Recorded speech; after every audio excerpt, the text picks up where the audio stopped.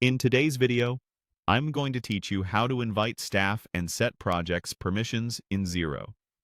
By the end, you'll confidently add a team member and control exactly what they can do in the project's area, so your workflows stay organized and secure. First, log into Xero using your usual credentials.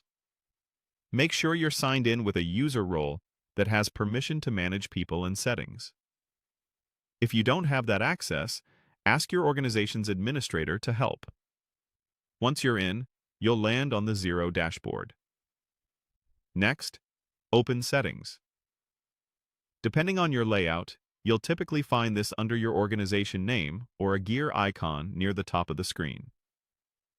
Click into Settings to access the administrative controls for your organization. Inside Settings, scroll down until you see the Projects section. This is where you manage how your team interacts with Xero projects, including time tracking, project costs, and reporting. Finding the right section ensures the permissions you set will apply specifically to project work, not to unrelated parts of Xero. Click Staff Permissions. This page shows who currently has access and what each person is allowed to do. It's a good place to quickly review existing roles before you add someone new, especially if you're standardizing access across your team. Now click Invite Staff. This opens a prompt to bring a new person into your organization. Enter the staff member's email address carefully. Using their primary work email helps avoid delays. Double-check for typos so the invitation reaches the right person the first time. Next, select the permission level.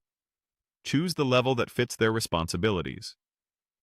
Higher levels generally allow managing projects, financial details, and approving entries, while more limited levels focus on logging time, recording expenses, or viewing only the projects they're assigned to.